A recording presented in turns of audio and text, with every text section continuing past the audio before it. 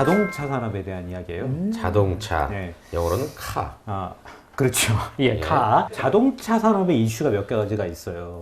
첫 번째는 자율주행도 있지만 두 번째는 커넥티드 카에 대한 게 커넥티드 카. 예. 그다음에 전기차, 수소차에 대한 이슈도 사실은 있어요. 요즘 뭐 매일같이 뭐 신문 지상을 장식하는 단어들이잖아요. 예, 그렇긴 한데 이게 자율주행차가 사실은 아무래도 이 자동차 산업을 지배하게 될 가장 꽃이 아닐까. 자율주행차가. 예, 왜냐하면 전기나 수소는 연료에 대한 것이기 그렇죠. 때문에 자율주행이 된다고 하면 그게 아무래도 전기차로 갈 가능성이 크죠.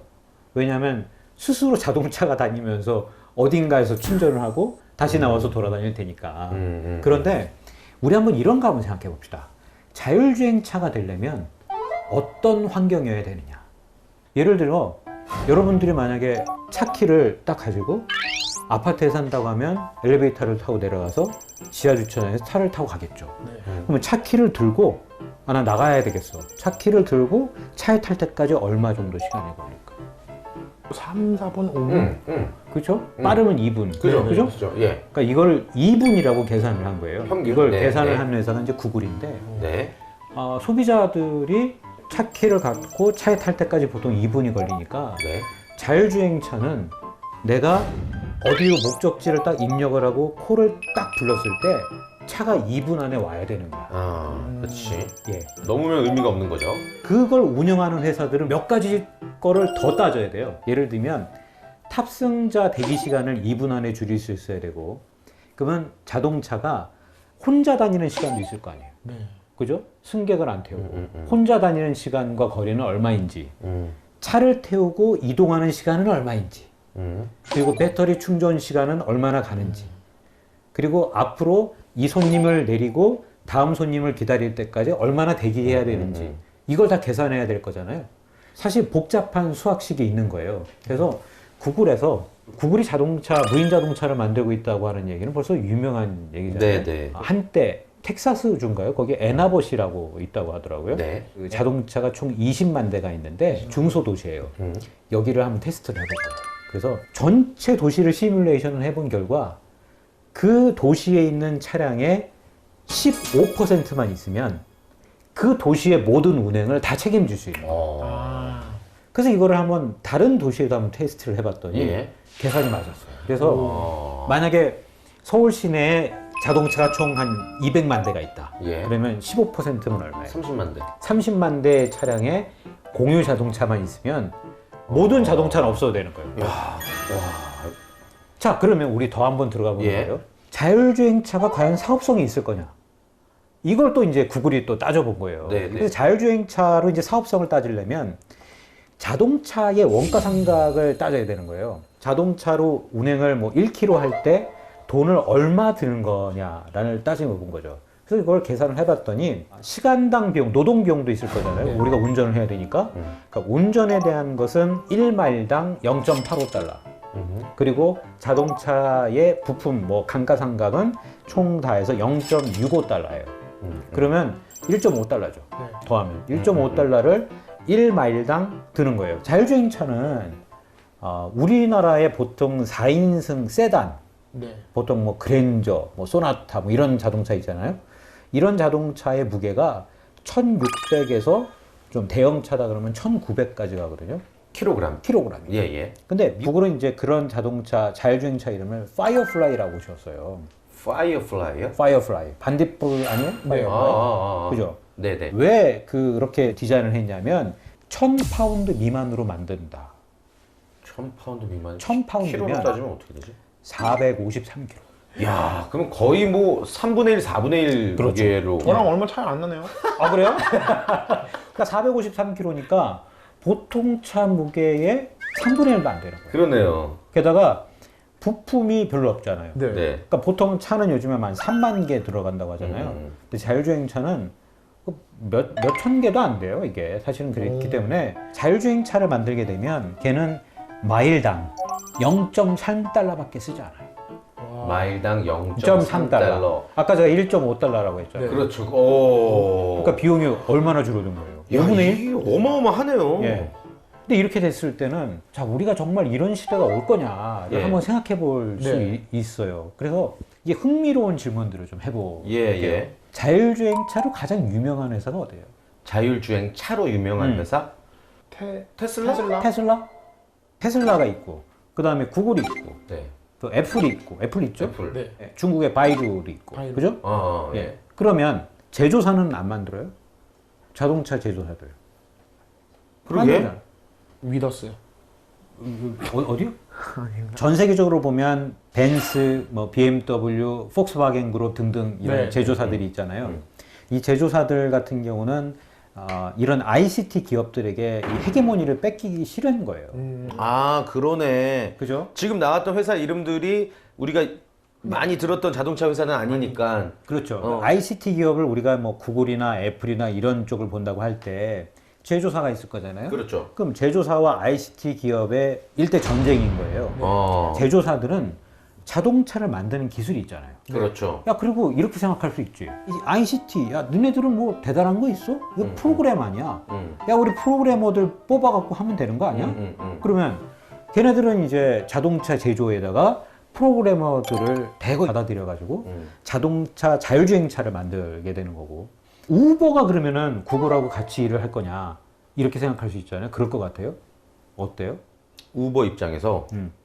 사실 우버는 구글이 2억 3,800만 달러를 투자한 회사예요. 예. 1억 달러가 우리나라 돈으로 1,200억이잖아요. 네. 엄청난 돈을 투자한 거예요. 그렇다면 구글 입장에서는 야 우리는 자율주행 시스템을 만들고 제조는 OEM 뭐 하나 시키고 끼고. 그 다음에 우버는 어차피 전 세계에 플랫폼이 깔려 있으니까 야 우버 너네들이 이 자율주행을 돌리도록 해 하면 되는 거 아니에요? 상식적으로 그렇게 생각이 들긴 하는데 이렇게 질문하신 걸 보니까 아닌가 보죠. 아니에요. 사실은 그래서 구글이 어느 순간에 그 손을 뗐어요. 그러니까 우버 같은 경우는 아니 구글이 자율주행을 개발을 하면 우리랑 같이 할 텐데 어느 순간에 아니라는 걸 딱 감지를 하고 얘네들도 다른 길을 파기 시작했어요. 그래서 2015년에 보면 카네기 멜론 대학교에 NREC라고 하는 그 연구 단체가 있어요. 네. 여기에서 팀장과 개발자들을 40명을 데리고 간 거예요. 기존의 인력들을요? 기존의 인력 네. 40명을 데려갔어요. 올해가 2019년이니까 네. 4년 넘게 조용히 개발을 하고 있는 거지. 무섭다. 조만간에 아마 제품들이 나올 것 같아요. 그렇게 되면 전 세계의 우버 운전사들은 집으로 가는 거예요. 실업이네요. 실업이죠. 예. 그러면서 이제 어떤 얘기를 하느냐. 자율주행차가 되면 어차피 차를 청소해야 될 사람들도 있을 거니까 그 앞으로 청소를 하도록 해. 뭐 이런 얘기를 하는 거예요. 그러니까 사실 이게 자율주행이 된다고 하는 거는 너무나 많은 회사의 시스템들이 바뀌게 되고 사회 전체적인 운영 시스템이 바뀌게 되고 그러게요. 뭐 교통 신호부터 뭐 모든 것들이 바뀌겠네요. 또 주차장도 없어져요. 그러겠네요. 그럼 예. 어디로 가요? 계속 돌리는 거 아니에요? 계속 돌아가는 네. 거예요. 자율주행이 만들어지게 되면 첫 번째는 엄청난 비용을 절약할 수 있다. 인정할 수 있어요. 네. 또 엄청난 시간을 절약할 수 있다. 그 다음에 노동시장에는 분명히 타격이 와요. 네. 미국 같은 경우는 한 400만 명 정도의 그 국민이 자동차를 운전해서 먹고 살아요. 이 사람들은 다 집에 가는 거예요. 그러니까 뭐 화물차부터 버스 뭐 이런 거 다 직업이 400만 명이 운전이 집에 가야 필요하니까. 되는 거예요. 예. 그다음에 또 하나가 자동차 산업에서는 실질적으로 더 타격이 있는데 전기 자동차 이 자율주행이 생기게 되면 자동차 생산량이 전 세계에서 절반으로 줄어요. 그렇죠. 그럼 우리나라 자동차 회사는 어떻게 되느냐? 그다음에 또 하나. 전기로 자동차가 가게 되면 석유 생산국들은 어떻게 되는 거예요? 만수로 끝났다 이제. 만수로 재미 끝났다. 더 이상 안 부럽다 만수로 이제. 그러니까 사실 이게 자동차 하나가 바뀌게 되면 너무나 많은 것들이 바뀌게 되기 때문에 감안해야 될 필요가 있다.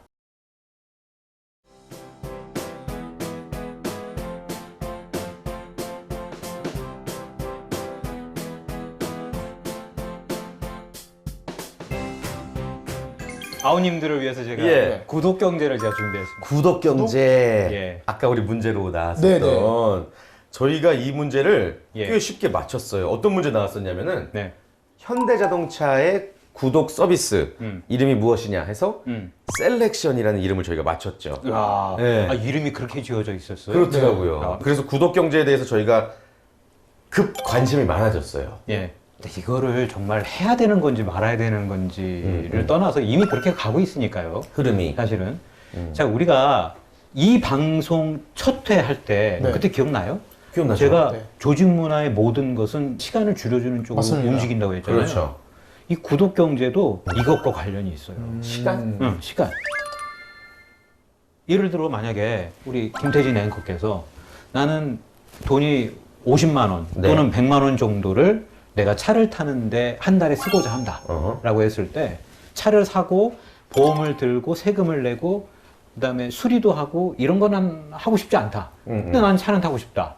그럴 수 있잖아요. 그렇죠. 그리고 그러면 지겹게 다른 차만 타고 싶지도 않고. 다른 거 타고 싶다. 예, 예. 그러면 고객 입장에서는 굉장히 많은 시간이 줄어들잖아요. 그렇죠. 신경 쓰지 않아도 되는 것을 신경 쓰지 않아도 되고 반면에 기업 입장에서는 뭐가 달라질까요? 귀찮아지지 않을까? 귀찮아질 것 같습니다. 기업 입장에서는 제품을 만드는 방법이 일단 좀 달라질 거예요. 예를 들면 소프트웨어를 개발하는 회사들은 소프트웨어를 예전에는 우리 CD를 이렇게 넣고서 그다음에 뭐 네네. 설치 파일을 다운로드 받아가지고 그다음에 암호 코드도 넣고 뭐 이렇게 해서 했잖아요. 이제는 단돈 몇만 원을 내면 수십만 원에 해당되는 그런 프로그램들을 우리가 컴퓨터에서 자유롭게 쓸 수 있단 말이에요. 대신 기업들은 그것을 계속 업데이트를 해야 되겠죠. 네. 그렇죠. 대신 CD나 이런 제품 패키지는 하지 않아도 되겠죠. 만약에 이걸 한두 달 계속 해보고 난 이 차가 마음에 들어 또는 나는 이 제품과 서비스가 마음에 들어 하면 나는 계속 쓸 거잖아요. 그럼 사람들이 계속 늘어나겠죠. 그 대표적인 기업이 어디예요? 조선일보? 아, 신문. 신문은 우리가 좀 다른 측면으로 좀 생각해야 되는 게 하나 있어요. 우리가 잠깐 예, 봅시다. 예. 신문에 대해서는 굉장히 중요한 게 뭐냐면 신문에 잡정보가 있기 때문에 사람들이 많이 구독을 했던 거예요. 그래서 신문은 구독으로 유명한 건데 자, 아까 제가 말씀드렸던 유명한 기업. 그 유명한 기업은 대표적인 사례가 어디냐면 어도비예요. 어도비. 어도비가 나는 어조비. 어조비 신경 쓰지 마세요. 예. 자, 어도비. 어도비 같은 경우는 미국의 경영대학원에서 그 모범 수업으로도 가리키는 회사의 모델이에요. 예. 그러니까 어도비가 예전에는 뭐 일러스트, 그 다음에 포토샵, 그 다음에 프리미어 다 이런 게 네. 이 제품들이잖아요. 네네. 이걸 각각의 패키지를 해서 만들었단 말이에요. 근데 이것을 2012년에 앞으로 우리는 클라우드 서비스로 구독 경제를 할 거야 라고 발표를 했어요. 그랬더니 기존의 패키지 제품과 클라우드 서비스가 공존하다가 2013년부터는 아예 없어졌고 제품이 완전히 클라우드 없어졌고 서비스만. 그 다음에 2015년서부터는 더 이상 기존 제품을 업데이트하지 않겠다. 그리고 나서 2015년서부터는 모든 사용자들이 거의 다 이 클라우드로 다 전환을 했단 말이에요. 3년 사이에. 거기에서 유래된 아주 재미있는 모델이 하나 있어요. 예. 더 피쉬 모델이라는 거예요. 더 피쉬? 더 피쉬 모델. 생선? 더 피쉬 모델이라고 검색하면 물고기 모양처럼 생긴 그래프가 하나 딱 뜬단 말이에요. 근데 이게 왜 그러냐면 클라우드로 전환하기 시작하면 클라우드를 만들기 위해서 비용이 증가할 거 아니에요. 이렇게. 네. 그렇죠. 대신 클라우드로 전환하게 되면 사용자들이 또 떨어지겠죠. 그러다 올라가겠죠. 그럼 만나는 게 물고기 모양인 거예요. 그래서 이 피쉬 모델이라고 하는 거는 토마스 라하고 제이비 우드가 서비스형 테크놀로지 전술이라는 책에서 발표했던 그 모델이긴 한데 구독 경제라고 하면 정기적으로 비용을 내고 제품과 서비스를 이용하는 거예요. 일단 간단하게는 이렇게 표현할 수 있는데 네네. 좀 다르게 형태로 변형할 수도 있어요. 예를 들면 필립스 같은 경우도 이제는 제품을 팔지 않고 서비스를 팔기 시작했거든요. 필립스가 전구를 만드는 데잖아요. 네. 그렇죠. 전 조명 시스템을. 네네. 근데 어떤 큰 건물이 있다고 생각해 봐요. 그러면 한 2년 지나가면 이 전구가 시간이 돼서 마모가 돼가지고 불이 꺼지기도 하고 네네네. 그러잖아요. 근데 이거를 필립스가 우리가 전체 다 유지 보수해 줄게. 대신 1년 동안 너네들은 금액을 얼마만 내.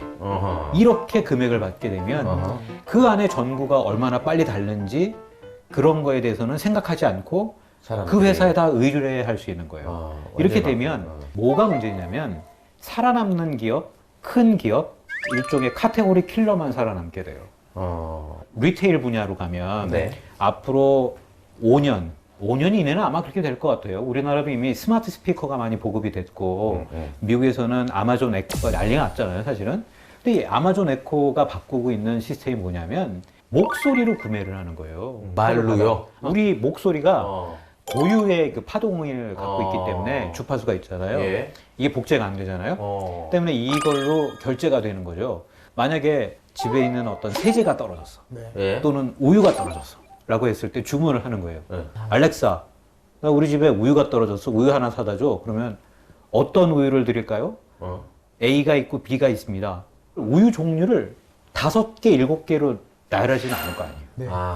그렇죠. 아하. 그러니까 결국에는 각 분야의 카테고리 킬러만 살아남게 되는 거예요. 그러니까 사실 그렇네. 구독 경제도 이런 영향이 있어요. 부익부 빈익빈? 그렇게 생각할 수도 있죠. 저 같은 경우는 지금 구독 경제를 이 서비스를 이용을 하고 있거든요. 꽃 배달을 시켜요. 2주에 한 번씩. 꽃배달. 이게 2주에 한 번씩 3만 원을 내면은 우리가 3만 원 주고 사는 꽃다발보다 훨씬 더 풍성하게 집으로 배달이 와요. 예. 이게 남는 거구나라는 생각을 하다가 생각해보니까 1년에 50주면은 2주에 3만 원이면 75만 원을 제가 지출하더라고요. 엄청난 비용이죠. 근데 이제껏 살면서 1년에 75만 원씩 꽃 산 적이 없거든요. 예. 결국에는 이 회사가 더 좋은 거 아니냐. 이런 그러나 생각이- 사용자도 이득을 보는 거예요. 왜냐하면 꽃 배달을 할 때 어느 꽃집을 찾아가지 검색을 해야 되니까 그 시간도 굉장한 돈인 거예요. 기회비용. 그렇죠. 예. 1년에 75만 원이고 한 달에 2만 원이지만 내가 그것을 이용할 만큼 가치가 있다라고 하면 하게 되는 거죠. 둘 다에게 이득이 되는 이득이 거예요. 있는 게 이 예. 서비스군요. 그러니까 예전에는 1회 때 대량으로 제품을 생산하고 대량으로 소비하는 시대가 있었다고 했잖아요. 네. 근데 그때를 우리는 제품 경제 시대라고 했다는 거죠. 근데 이제는 대량으로 생산하고 소비하는 것이 아니라 모든 기업들이 디지털화되고 있기 때문에 그런 제품과 서비스를 구독 경제로 사용하게끔 하는 거예요. 이제는 마케팅의 차원이 달라진 거죠. 사실 그렇게 되면 그 꽃집은 회원 수를 계속 늘리면 되는 거지 그쵸. 무작정 전단지를 뿌려서 되는 게 아닌 거잖아요. 그쵸. 그죠? 그러니까 하는 일이 달라지게 되겠죠. 기업의 입장에서 예. 하는 일이.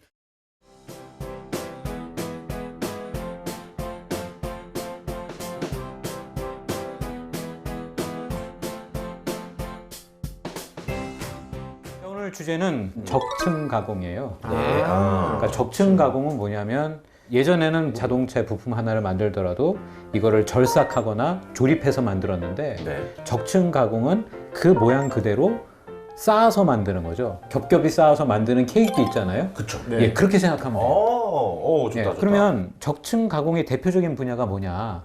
3D 프린팅이 있어요. 3D 프린팅. 예. 이 진짜 몇 년 전부터 진짜 많이 듣는 단어죠. 그렇죠. 3D 프린팅. 이 방송을 듣는 많은 시청자들께서는 아니 나는 이공계가 아닌데 내가 왜 적층 가공을 알아야 되지? 저건 나랑 먼 분야인데 할 그렇지. 수도 있죠. 그렇지, 난 공장에 근무할 것도 아닌데 근데 장담컨대 앞으로 10년 안에 예. 여러분들이 하는 일이 달라질 것이다. 이걸로 인해서. 이걸로 인해서 모든 산업의 구조가 다 바뀌고 어. 이걸로 인해서 하는 일도 달라질 것이다. 그럼 알아야 되잖아요. 그쵸. 그렇죠? 맞습니다. 미리 대비를 해야죠. 자, 그러면 적층 가공이라고 하는 게 왜 갑자기 등장을 했느냐? 요게 중요해요. 왜 등장했을까요? 가장 중요한 이유가 하나 있는데 경쟁사들의 관심을 끌지 않기 위해서 대부분의 회사들이 적층 가공을 쉬쉬하면서 끌고 온 거예요. 적층 가공은 뭐 대단한 기술이 아닌 거 아니야? 예를 들면 적층 가공하면 그냥 우리가 그 피규어라고 그러잖아요. 네, 피규어. 피규어 정도 만드는 그 정도 기술일 것이다 네. 라고 생각할 수 있는데 그게 아닌 거예요. 2000년대 이후로 닷컴 버블이 한번 일었다가 터졌고 닷컴. 예. 그 다음에 ICT 기업들이 지금 난리 났잖아요. 네네. 일단 그들의 그 약진이 엄청났기 때문에 네. 제조를 등한시한 것도 사실이에요. 제조라고 하면 사실은 1980년대, 90년대를 거치면서 서구 선진국에서는 동남아시아 또 동북아시아 쪽으로 많이 공장을 보냈단 말이에요. 예. 그죠? 그래서 우리나라도 옛날에 그렇게 해서 잘 살게 된 거잖아요. 중국도 그렇고. 그죠? 근데 그것을 다시 이제 끌어들이는 시대가 온 거죠. 그러면서 적층 가공이 발달한 것도 이유가 있어요. 우리가 알고 있는 이 경제학의 기본은 규모의 경제예요. 규모의 경제. 많이 만들고 많이 판다. 그죠? 네. 그럼 많이 만들려면 원자재를 싸게 들여올 수 있죠. 네. 그쵸. 그리고 건물을 크게 지어가지고 직원들도 많이 뽑고 공장에도 사람들이 많이 근무하고 펜을 만들더라도 똑같은 펜을 막 수십만 개, 수백만 개 만들어서 전 세계에도 뿌리는 거. 그게 사실은 지금까지 우리가 생각했던 방법이잖아요. 대량 생산. 근데 규모의 경제라는 단어가 이제는 없어져요. 어. 그럼 무슨 단어가 등장할 것 같아요? 규모의 경제. 범위의 경제. 범위요. 범위의 경제. 자, 규모는 규모가 작다, 크다를 얘기하잖아요. 네. 자, 범위는 뭐예요? 범위가 넓은 거잖아요. 그죠? 자, 지금 적층 가공을 하는 회사가 예컨대 자빌이라는 회사가 있어요. 자빌이라는 회사는 플로리다에 본사를 두고 있고 네. 29개 국가에 100여 개 공장이 있어요. 근데 그 공장은 이만한 공장 크기가 있다고 생각해 봐요. 그러면 낮에는 펜을 만들어. 펜 겉에 이 케이스를 만들고 네. 그다음에 점심 먹고 나서는 스마트폰 케이스를 만들어. 그리고 저녁에는 비행기 프로펠러를 만들 수 있고 또는 뭐 자동차의 팬넬 뭐 이런 걸 만들기도 하고. 허가는 다 받고 하는 거죠. 아, 그럼요.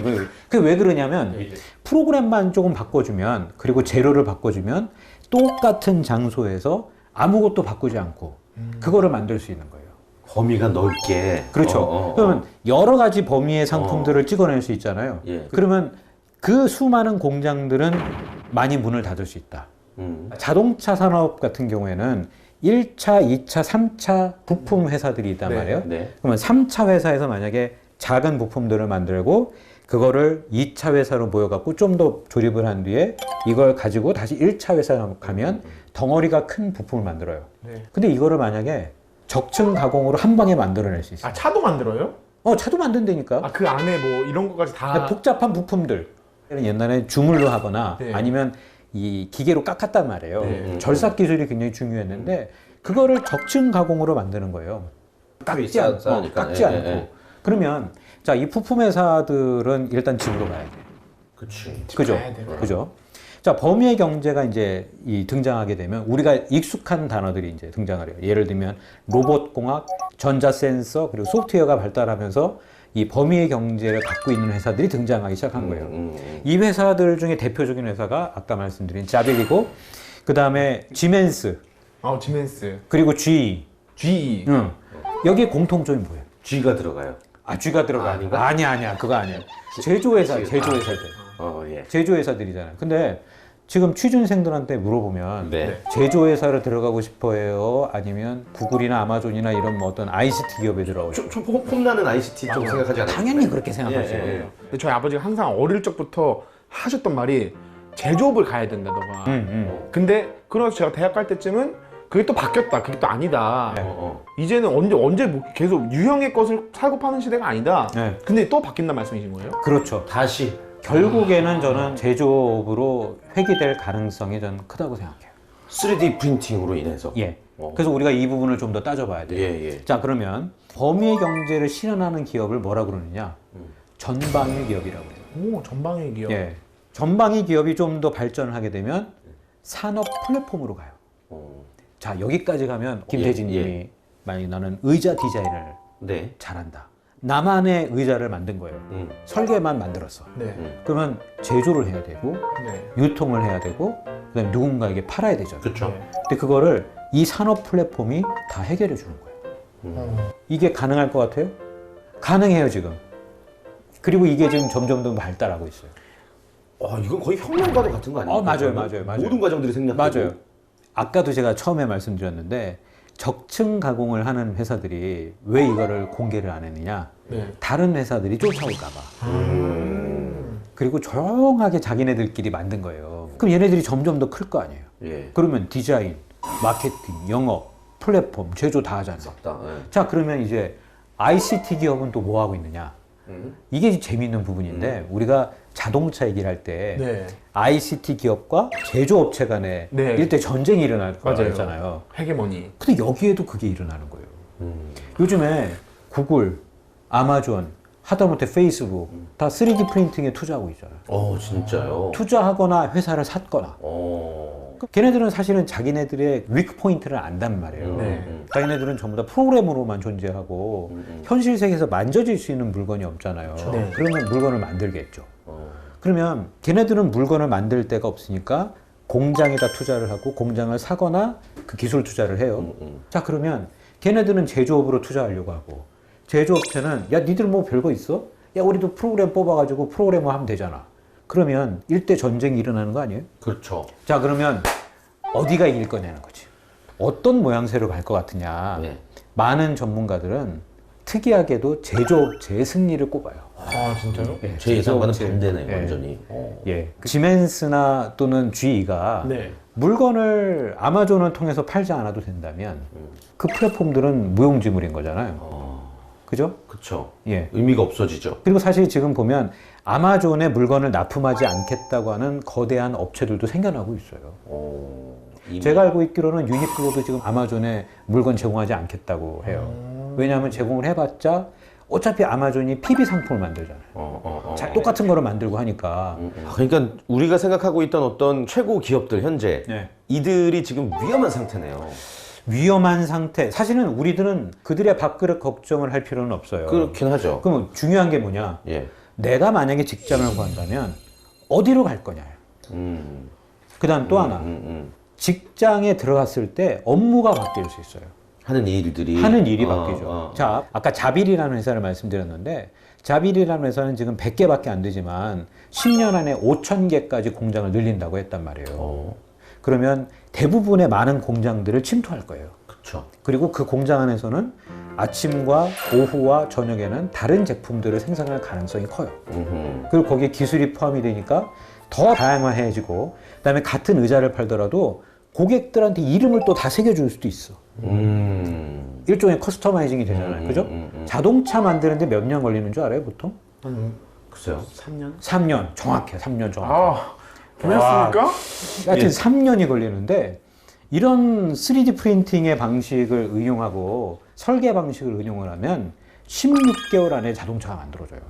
거의 절반보다도 빨리. 그 우리나라에서도 이게 가끔 보이더라고요. 그 마세라티의 기블리라는 자동차. 기블리가 네. 3D 프린팅의 그 설계 방식으로 만들어졌어요. 아 진짜요? 예, 원래는 설계와 제조 기간이 3년 정도 걸렸는데 절반으로 낮췄단 말이에요. 옛날에는 취준생들 같은 경우 나는 회사에 들어가면 딱 책상 하나 자리 차지하고 네. 뭐 기획팀, 뭐 마케팅 네. 또는 홍보 네. 뭐 이렇게 차지했잖아요. 네. 근데 그 업무의 장벽 자체가 아예 없어지게 되는 거죠. 그래서 지금 이 전문가들은 그런 얘기를 하고 있어요. 조만간 적층 가공 때문에 모든 제조업들의 조직 문화가 다 바뀔 것이다. 아주 빠르게. 그러면 대기업들은 조만간 다 없어지느냐? 그러게요. 관련한 책들을 이렇게 좀 보면 네. 일단 대기업들이 당장 없어지진 않는다. 워낙에 그 상품을 만들어낼 수 있는 최적의 조건들을 완성을 해놨잖아요. 그죠? 근데 그게 오래 가지 못한다. 그러니까 이거를 우리는 좀 관심을 갖고 살펴볼 필요가 있다.